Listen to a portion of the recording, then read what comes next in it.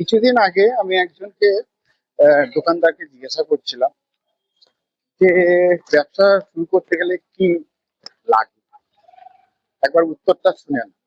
কি আপনার কাছে ঝুঁকি? হ্যাঁ, ঝুঁকি কি ব্যবসাতে আছে কি নেই? আছে তো। আছে। আর এই ঝুঁকির কারণে কি আপনি বিভিন্ন ওষুধও আছে, তারপরে এটাও আছে, এটারও ব্যবসা করেন, সেই জন্য হ্যাঁ হ্যাঁ, ঝুঁকি তো থাকবেই। ঝুঁকি তো নিতেই হবে। ঝুঁকি নিলে তবে তো লাভ আছে। ঝুঁকি নিলে তবে লাভ আছে, ঝুঁকি না নিলে কোনো লাভ নেই। ঝুঁকি কারণে কিছু করা যাবে না। কিচ্ছু করা যাবে না, না, এগোতে পারবো না। এগোতেই পারবে না। আমাদের পড়াশোনার দিক দিয়ে ঝুঁকি শেখানো হয়, মানে রিস্ক নেওয়া। হ্যাঁ, শেখানো হয়তো। কিভাবে? কমার্সে শেখানো হয়তো নো না, রিস্ক। কমার্সে শেখানো হয়, কিন্তু ছোটবেলার থেকে ঝুঁকি মানে কম নম্বর পাওয়াটা অন্যায়। হ্যাঁ, তো সেটা সেইভাবে তো ঝুঁকি শেখানো হয় না। না। সব সময় সমাজে ফার্স্ট সেভাবে ইয়ারের শেখানো হয়। কোশ্চেন করে যাও, হ্যাঁ সলভ হয়ে যাবে। হ্যাঁ, কিন্তু ফেল আসলে কি হবে সেটা আমরা ধরি না, এটা কেউ ভাবে না। কিন্তু ব্যবসাতে সেটা ভাবতে হয়, ব্যবসা তো আগেই ভাবতে হবে, আগেই ভাবতে হয়, রিস্ক আছে। রিস্ক আছে। তাই জন্য বাস্তব আর পড়াশোনার মধ্যে অনেকটা বাদ, অনেকটা বাদ।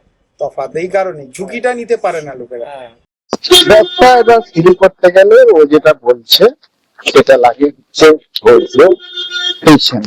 এবং রিয়েল লাইফে যেখানেই যাই করো, ব্যবসা করো বা চাকরি করো, you have a patience, you have a skill taking skill, and you have a communication skill. কিন্তু আমাদের এডুকেশন সিস্টেমে সামহাউ ইট ইজ মিসিং। এই জন্যে এদের করাটা কি উচিত, মানে এডুকেশন সিস্টেমে করাটা কি উচিত? It should be just like a case study. There should be topic or subject, but there will be no predetermined question and answer. যে এখান থেকে অ্যান্সার আসবে, এখান থেকে কোশ্চেন আসবে, এটা পড়ে যাও হয়ে যাবে। তাতে তুমি কি তৈরি করছো? You are preparing them for prepared situation. কিন্তু আমাদের আনসার্টিনিটির সময় there is no prepared solution.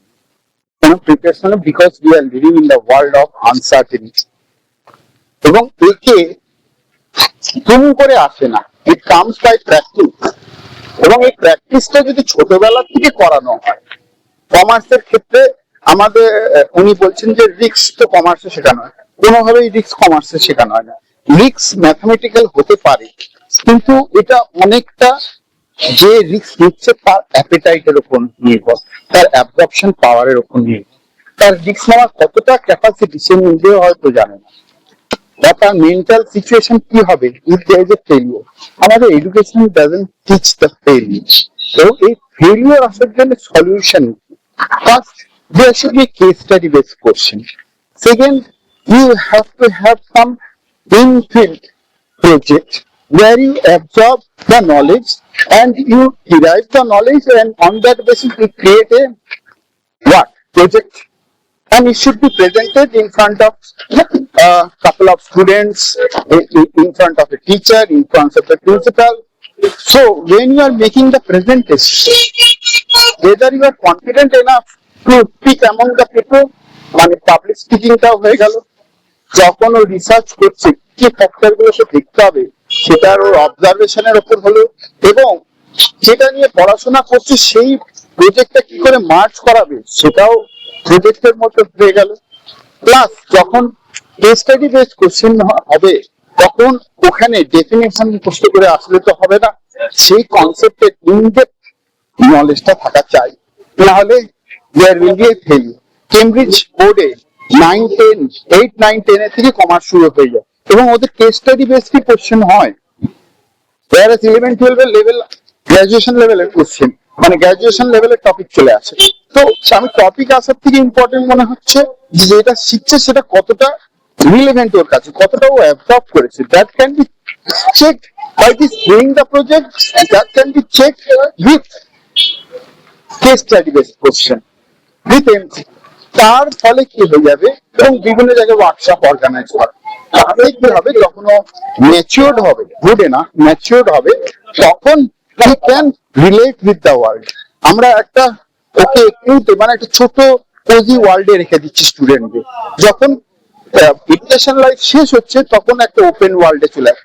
So they are not able to sustain and therefore there is a lot of unemployment is being created because এতদিন একটা cosy এনভায়রনমেন্টের থেকে সেটা একটা ফেলে দিয়েছে একদম জঙ্গলমহল। তো সেই জঙ্গলমহলে অ্যাডজাস্ট করতে গেলেও তো কি লাগবে, একটা প্র্যাকটিস থাকতে হবে। জুম করে তো কাউকে একটা যে সিংহকে বা বাঘকে আলিপুরদ্বীপ থেকে নিয়ে সুন্দরবনে ফেলে দেওয়া হয়।